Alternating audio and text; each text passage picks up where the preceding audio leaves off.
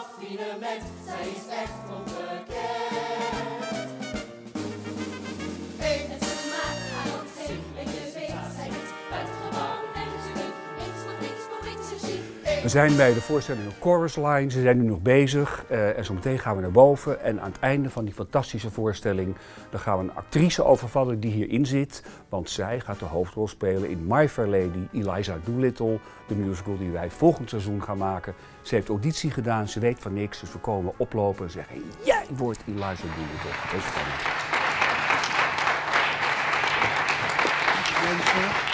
Het was een geweldige avond. Super strak.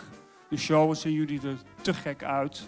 Dit gaat over audities. En audities komen altijd voor in dit vak. En het leek ons heel erg leuk om in deze context, bij deze geweldige mensen, jullie allemaal, bekend te maken wie de hoofdrol, professor Higgins, in My Fair Lady gaat spelen. We hebben hem ook uitgenodigd.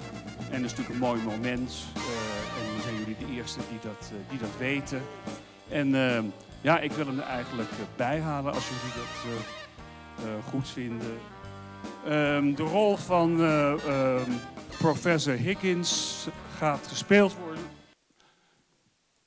Nee, dat is echt flauwekul. Nee, het is flauwekul. Ik zit een beetje te zeuren.